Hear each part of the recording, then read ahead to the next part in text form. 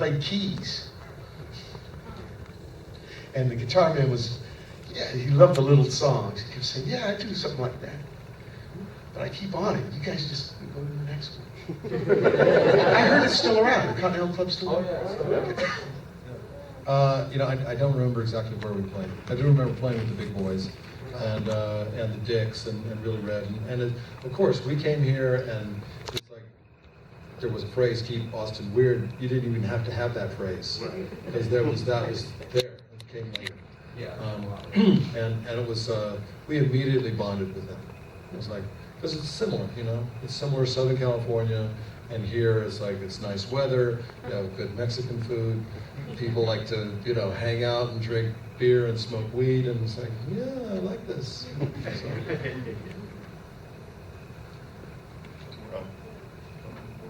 Who's going first? You. Okay, great.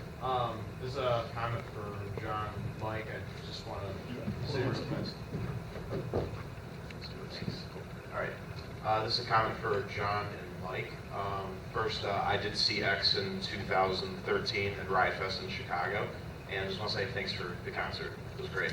And Flag was playing too on the same stage as Blink-182, and we, all the Black Flag fans pretty much beat up all the Blink-182 fans waiting for them.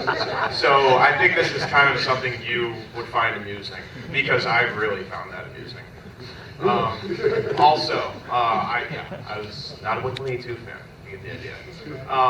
Mike, I have this concert DVD of the Stooges from, I think, you got them back together in like 2003, 2006. They did. I helped them out.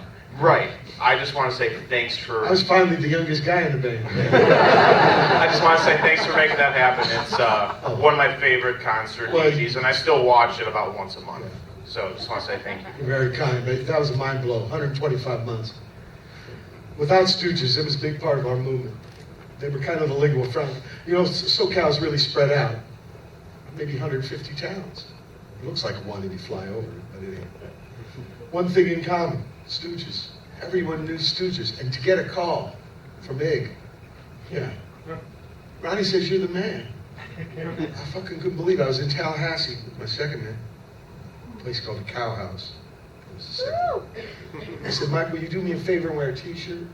Just have a flannel. I said, John Fogerty's idea anyway. Or dress for Perry. I said, what about Levi and Converse? I said, that's strong.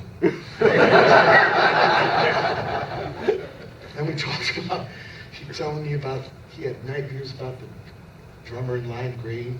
Nothing but get your hair on. Bass player in Bright Orange. And how he was going to make sure everything looked good. I think a front man who don't operate a machine, he's kind of a bridge to the people. It's a different thing than a machine operator. And finally gets to the music. He goes, now look, however we end the songs, that's how we end. And I'm like, well, yeah, I thought it was like, what do they call it, Zen, the cone? But then I figured it out. The first album, a lot of the songs fade out. That's what he was talking about. Ig, I say something about Midwest people. They're not a lot of front. They say what they mean. And the Stooges guys are a lot like that. Ig's a lot like that. And then I left my guys in Memphis and went out there and I thought it was going to be the only gig. Kept going, and I can't believe it. It helped me be a better bass player. Big time. This really feels like a talk show from this view. We have a question here in the audience. Hello. And I see the shakes and shivers are coming. I don't know, microphones just used to be. Anyway, so when I can understand not wanting to write the book or a book in general is because you have to kind of reconcile the past, and punk rock can be kind of a catch-all for a lot of different types of people because when you're in the scene, you meet a lot of different people. So is it hard for there not to be this veil of nostalgia that sort of gives you these rose-colored glasses about some of the stuff that's might have happened, or the people you met, and shaking out to the top rather than falling out? They can make you, I don't know, can give you kind of this, I don't know, deepness in your gut, knowing that you didn't fall, but you can cast your vision to the past and give this romantic view of what might have happened. There might be a little revisionist views, a little more romantic than it was at the time. That's inevitable, but I think I think everybody was honest enough, and that was also I realized after we got into it, is that would be a benefit of it. Then it wouldn't just be my perspective; it would be all these different perspectives. There's a lot of crossover, like we're talking about certain bands, and people were pretty honest, and I, you know, it was. I'm surprised that it's not more lurid than it is. It's not really a sensationalized kind of book. It's more just like these are the better parts of our artistic, like. There's some luridness in there. A little bit. I'm just saying it could be more. You know, I hear the Replacements book is just all like piss and shit and drinking beer and stuff, which there was a lot of. But anyway, so does that answer your question? It is a little romanticized, but not. I think people are still proud that they were there.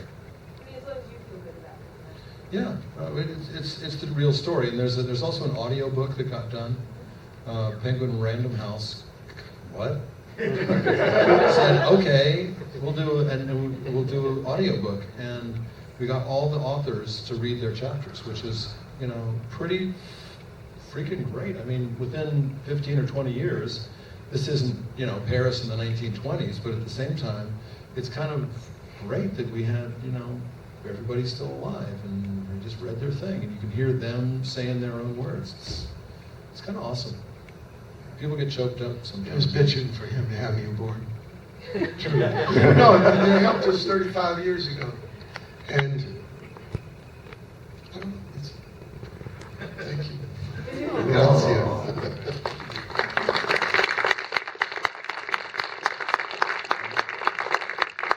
Well, I think that's all the time we have. I think so. Any words of Mike? Would you like to impart some words of advice to the audience? Yeah. You have great words of advice.